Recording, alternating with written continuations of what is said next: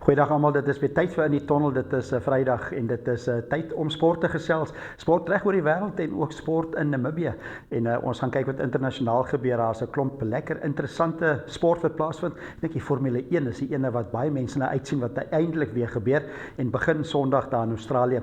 Ons gaan kyk na rugby. Dit is die 6 nasies. Ons gehoor wat sê Gregor Townsend, hy is die afrigter van Skotland se rugby span. Sokker, dit is die Engelse Premier League wat voortgaan en ook 'n Carabao beker eindstryd. Dit is Liverpool teen Newcastle, so wat se Newcastle se afrigter en dan is daar ook golf waarna ons gaan kyk. Dit is die spelerskampioenskap wat plaasvind en ons hoor wat sê Scottie Scheffler. En natuurlik gaan ons ook kyk wat in Namibië gebeur. Maar kom ons skop af met die rugby. Dit is 'n 6 nasie rugby. Die laaste naweek van 6 nasie rugby, dit was baie opwindende rugby geweest en soos hulle in Engels sê all to play for vir Frankryk en hulle speel teen Skotland. As hulle daai wedstryd wen hulle die 6 nasie. Hulle moet miskien 'n bonuspunt ook kry, maar so afhang wat in vroeëre wedstryde gebeur. Maar kom ons hoor eerstens, dit is Frankryk teen Skotland, maar ons hoor wat sê Gregor Townsend, hy is die afrigter van Skotland.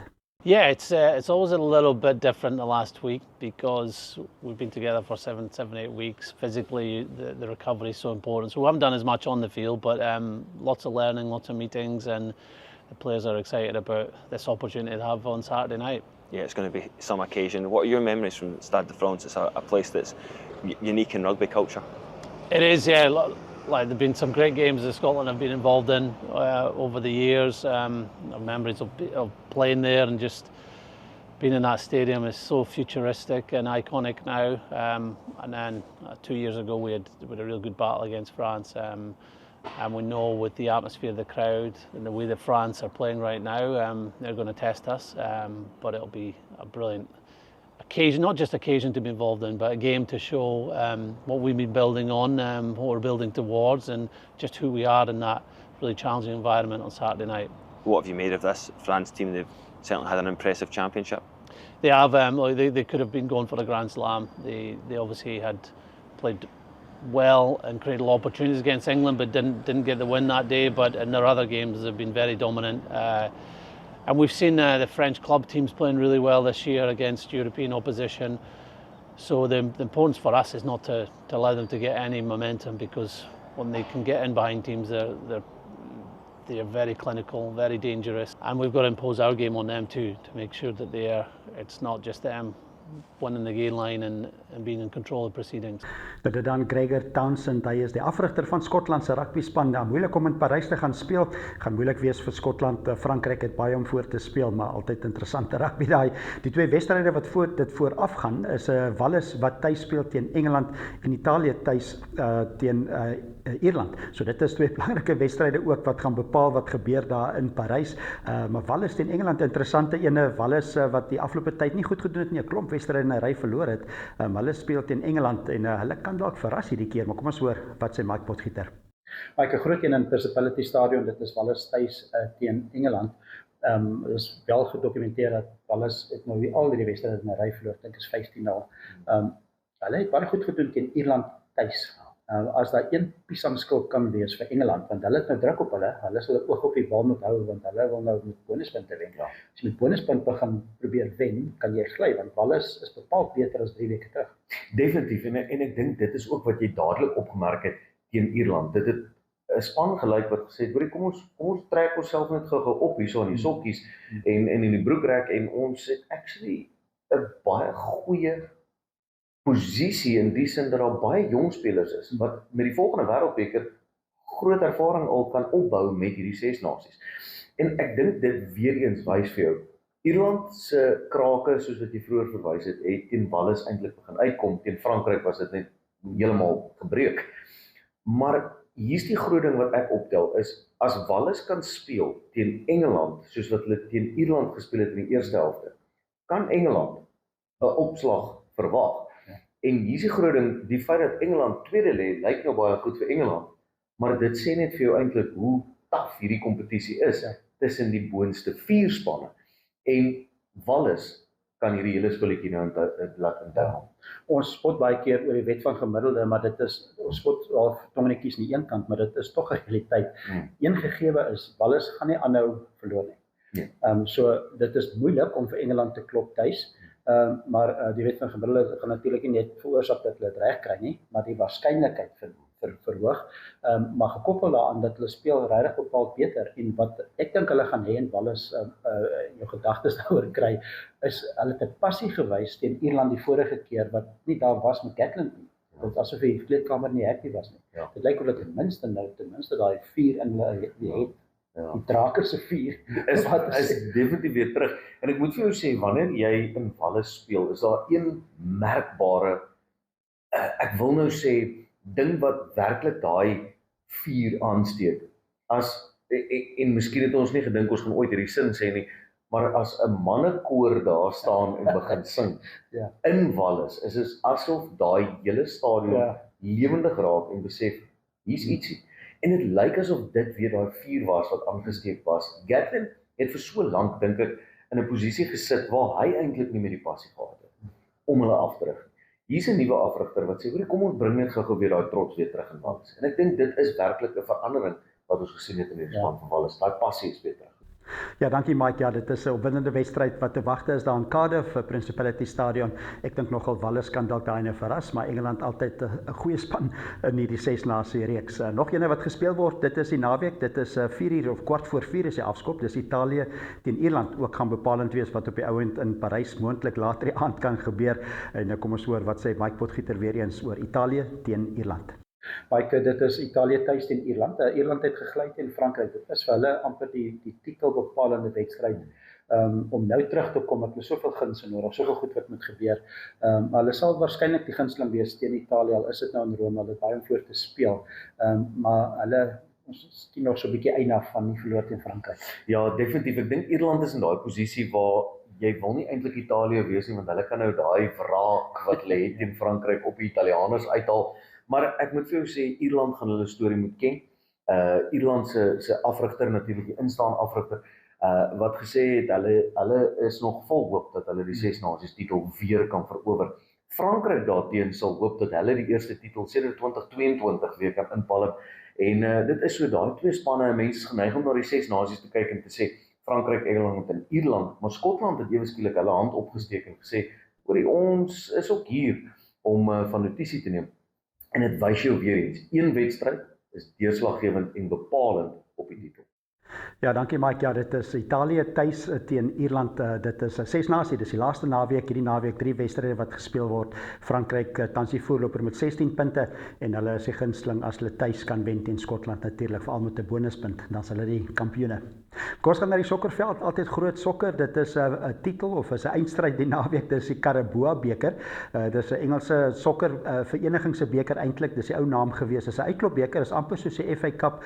92 klubs wat daarin speel. Dis die 4 boonste ligas wat daarin speel. Dis 'n bietjie anders as die FA beker wat ander klubs ook daarin speel. En die eindstryd is Liverpool teen Newcastle en dit is 6:30. Dit is 'n Sondagmiddag. Dit is op Wembley Stadion. 90,000 mense wat verwag word by daai wedstryd. So dis 'n groot wedstryd en dit is Liverpool teen Newcastle. Maar kom ons hoor wat sê die afrigter van Newcastle, dis Eddie Howe, sommer wat hy te wagte is ook en ook hulle strukture en motivering. You build a squad in the long term and you're doing it to try and be successful and get results, and I think when you see a lot of players we have recruited in the team and the dynamic looks good, there's a sense of satisfaction there. But the work never stops, the journey never stops, and we're always looking to improve what we try to do, improve the players individually.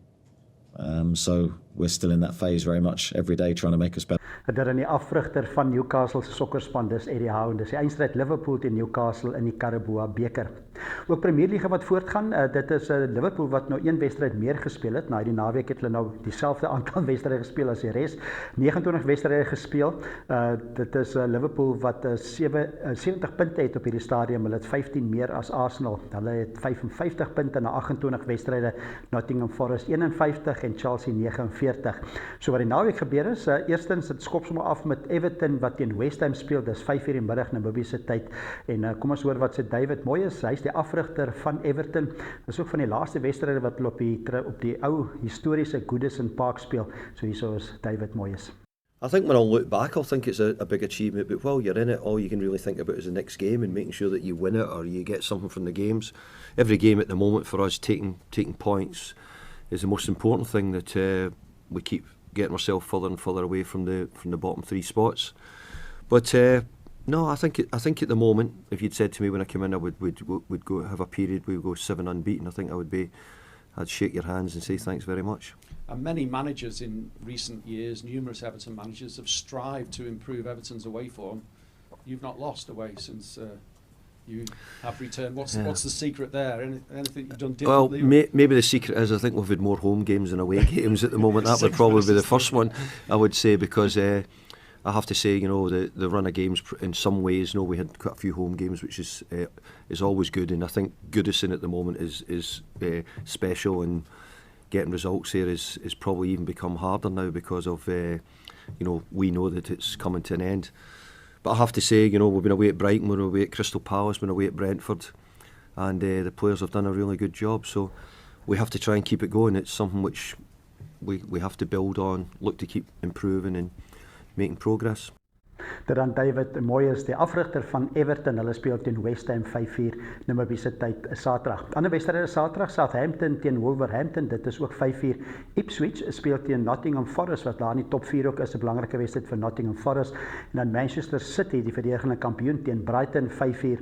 City is tans 5de op die puntelys met 47, Brighton 7de met 46. Hulle albei probeer dan in die top 8 te bly. City het aspirasies vir die top 4 op daai Engelse Premierliga. Sondagse wedstryde Arsenal wat speel teen Chelsea. Dit is 'n baie belangrike wedstryd in die Engelse Premierliga, veral vir Liverpool. Arsenal is die span naaste aan Liverpool in die boonste kant van die puntelys. Dis 3:30 Sondag en dan kom ons hoor wat sê Mikel Arteta veral oor Raheem Sterling. Dit is Arsenal wat baie gesukkel het met hulle aanvallende doelskieters. Raheem Sterling wat lyk my beter vaar nou. I'm very happy for him and for a lot of individuals as well that they haven't had a lot of minutes recently. You could tell in the second half that we lacked that physical capabilities to make certain effort and arrive to certain spaces in the right time. But overall, very happy that they got the minutes and they responded. Dit dan Mikel Arteta, die afrigter van Arsenal se sokkerspan teen Chelsea wat hulle speel en dit is Sondag 3:30 wat daai wedstryd gaan afskop. Ander wedstryde wat gebeur Sondag nog is Fulham speel teen Tottenham Hotspur, dit is 3:30 ook en dan sit Leicester City teen Manchester United, dis 9:00 die aand. Leicester City 19de tans op die puntlys op 17 punte en Manchester United 14de op 34 punte. Nou kos wat 'n advertensiebreek, dan is ons terugkom, nou kyk ons wat veral gebeur daar met die Formule 1. Welkom terug by In die Tonnel, lekker sportnaweek wat vir ons wag. Saterdag en Sondag 'n klomp sportaksie ook in Namibië. Ons gaan nou by al Namibië se sportaksie ook uitkom. Maar kom ons gaan na die vinnige motors Formule 1. Ek dink almal sien uit na die Formule 1 seisoen wat begin. 24 wedrenne wat gaan plaasvind. En die eerste een is in Australië. Dis in Melbourne by Albert Park en dan dit word gevolg met die Chinese Japaneese Grand Prix. Dit eindig eers 7 Desember, einde van die jaar. Maar kom ons kyk wat moontlik kan gebeur in Australië. Die groot nuus natuurlik, Lewis Hamilton wat vir Ferrari ry, hy gaan in rooi wees saam met Charles Leclerc. Max Verstappen wat in sy Red Bull Honda ook daar is, verdedigende kampioen, saam met Liam Lawson, 'n nuwe spanmaat van hom. McLaren is Oscar Piastri, die gunsteling daar in Australië om na uit te kyk. En dan Mercedes het natuurlik vir George Russell. So dit is 'n interessante Formule 1 eerste wedren van die jaar. Weet nie wat gaan gebeur nie. Tydren van die jaar waarskynlik is die regte woord, maar die man wat weet is MW Welman. Hy's van Megafoon Sport. Hy's ons kundige op Formule 1. Kom ons hoor wat sê MW Welman wat te wagte kan wees vir die eerste ene van die jaar.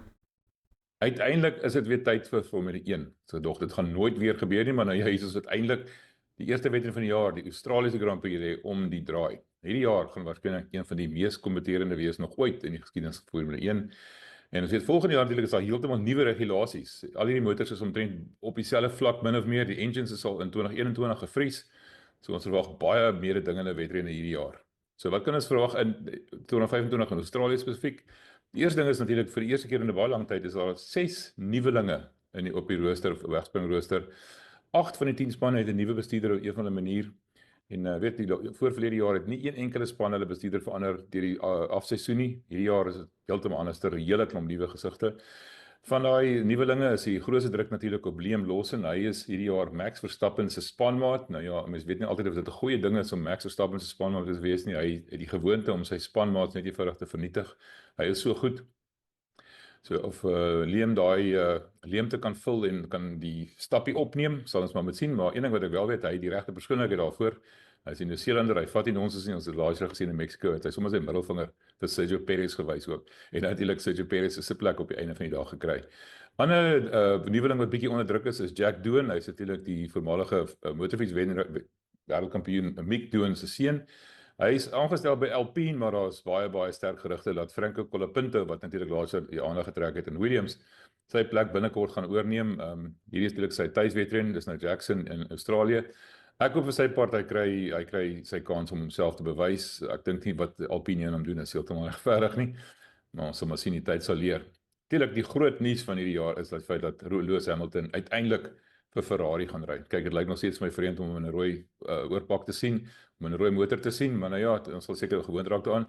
Wat het die eerste oefenronde vir ons gewys? Ons gewys dat McLaren, Ferrari en Red Bull bitter naby mekaar is. Lando Norris het ook gesê, ja, McLaren het die goed gelyk in die toetse, die beste, die vinnigste gelyk, maar hy weet vir 'n feit dat Ferrari 'n bietjie van hulle werkverrigting weggesteek het, gemaak het of hulle minder of meer petrol-inhoud as hulle eintlik gehad het, so geen verbasing dat Ferrari eintlik reg daar in die voorbind van die dinge is nie. Lyk op die oomblik of Lewis 'n bietjie sukkel met die motor, as mens kyk na die telemetrie, dan lyk dit of hy die motor nie heeltemal nog vertrou nie, maar dis iets wat met tyd sal kom. Hy is baie gelukkig gesê hy die Ferraris wat hy met die Mercedes was, die Mercedes se ontwerp het hom net eenvoudig nooit gepas in die nuwe grondeffek motors wat hulle van 2022 afgebruik nie. Wat verwag ons van die wedren self Sondag, 6 uur Suid-Afrikaanse tyd?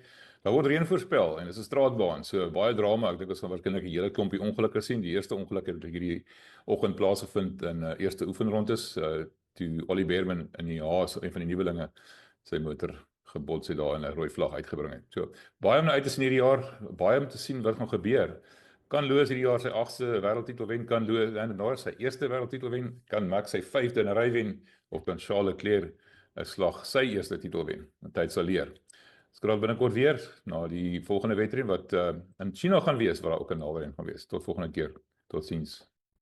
Ja, dankie MW. Ja, opwindende Formule 1 wat begin. Dit is Sondagoggend vroeg 6:00 die oggend Namibië se tyd wat dit plaasvind in Australië. Dis Albert Park in Melbourne. Dit is 306 km in totaal. Die ronde se lengte is 5,27 km. 58 rondes en hulle ry kloksgewys met 16 draaie. So interessant wat gaan gebeur by Albert Park daar in Melbourne.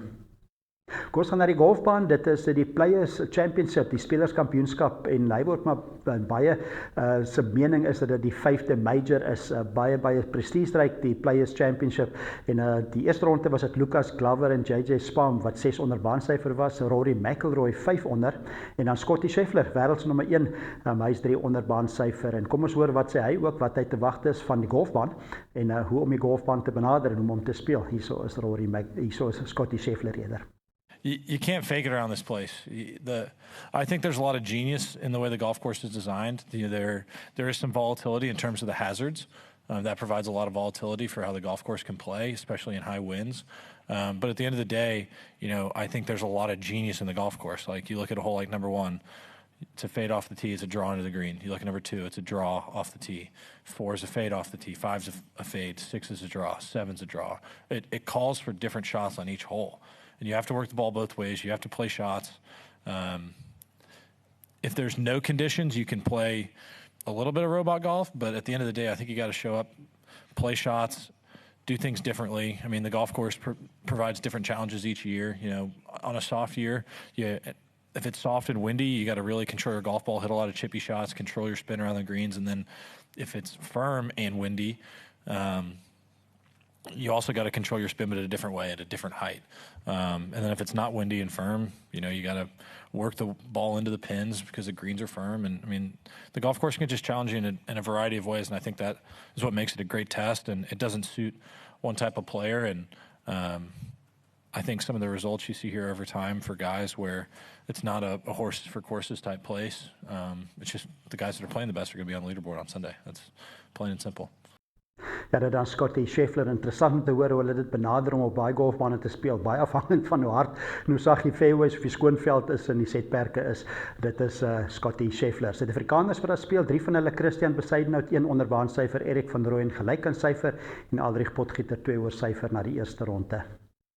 Kom ons gaan na die tennisbaan. Dit is die Indian Wells tennistoernooi wat plaasvind. Dit is meeste van die groot spelers in die wêreld wat daar speel. Semifinale tyd, Carlos Alcaraz, Jack Draper, Holger Rune en Daniel Medvedev, die manne wat nog daar op die mansafdeling in ter sprake is. Die eindstryd is Sondag en aan die vroue kant is dit Aryna Sabalenka, Iga Swiatek waarskynlik die gunstelinge saam met Madison Keys. So dis 'n interessante toernooi, die Indian Wells tennis toernooi. Kom ons gaan na Namibië toe. Dit is altyd groot sport wat ook in Namibië plaasvind en daar's rugby aan die kus en dit is opwindende rugby. Dit is Namibië Rugby Unie se Premierliga en een van die wedstryde eerste is Walvis Bay in Walvis Bay. Dis FNB Kudus wat speel teen FNB Dolphins. Dit is 4:15 daai afskoptyd. Maar die wat nie daar kan wees nie, gaan na oneup2.com en daai wedstryd word op NTV uitgesaai en maar kom ons hoor wat sê die kaptein. Dit is die kaptein van die Dolphins span wat vir ons vertel wat hy te wagte is en dit is Romario Janga. Goeiedag alle Dolphins ondersteuners, is Romario Janga hier so eerste span kaptein van Dolphins Rugby Club. Soos almal gesien het, gaan ons Saterdag die 15de Maart gaan ons op Jan Wilkins Stadion speel teen FNB Kudus, ons nooi hartlik alle Dolphins ondersteuners van Swakop en Walvis om uit te kom om die manne in swart te kom ondersteun. Soos ons weet was die seisoen was bietjie moeilik geweest laas jaar, maar met die pre-season training en voorbereiding vir hierdie seisoen wat voorlê, dink ek die manne is gereed vir hierdie nuwe seisoen wat voorlê en ons nooi almal uit om op die eerste wedstryd alle Dolphins ondersteuners om vir ons te kom ondersteun. Baie dankie. Ons sien weer ons sien Saterdag. Ja, dit is die kaptein daar van die Dolphins rugby span en ek stem saam, dis lekker wees as die ondersteuners almal kan gaan kyk van daai wedstryd. Dis nie die enigste wedstryd wat gespeel word natuurlik nie, daar's 'n groot een in Kommersdal ook, dis FNB Western Suburbs en hulle speel teen FNB Unam, dis 'n groot ene daar in Windhoek en dan in Rielbot is dit FNB Riel Falcon, hulle is die tuisveld voordeel teen Wanderers, FNB Wanderers en dan in Windhoek ook nog 'n wedstryd, dit is Trasco United, hulle speel teen FNB Grootfontein wat al die pad daar die noorde uitkom. So lekker rugby, Namibië Rugby se Premierliga wat voortgaan. So onthou daai wedstryde, dit is so van 3 uur wat dit op NTV oorgeskakel gaan word. Die afskop is so 4:15. Kom ons gaan aan na fietsstryd toe. Dit is die Absa Cape Epic. Dit is te doen met Namibië, want daar's Namibiërs wat ook daar ry. 11 spanne wat waar daar Namibiërs is wat ry in die Absa Cape Epic. Begin Sondag die 16de Maart tot 23 Maart. Dis 8 skofte, meer as 600 km. So dit is uit Mergelend en dit is 'n baie prestigieryke Absa Cape Epic wat die naweek begin. Maar daar's ook ander fietsry in Windhoek en dis die Hollard Gravel and Dirt. Dis daar by Little Las Vegas daar oos van Windhoek wat dit gaan plaasvind.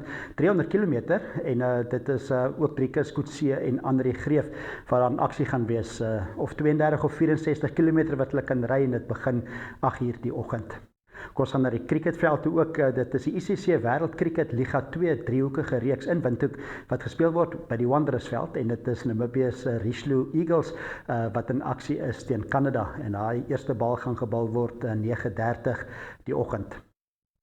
En om af te sluit, sokker, dit is die Debmarine Premierliga wat ook voortgaan die naweek. Daar's 'n klomp wedstryde reg oor Namibië. Dit is van Oshakati, Swakopmund in Walvis Bay, Okahanya en ook in Windhoek en een van die wedstryde in Windhoek wat ek kan noem is by die Unam Stadion. Dis FC Ongos wat speel teen African Stars is 4:00 die middag. Dis daar by die Unam Stadion. So groot klomp sport ook in Namibië wat plaasvind. Lekker sport naweek wat voor ons lê. Ons het lekker gekuier hierso by in die tonnel.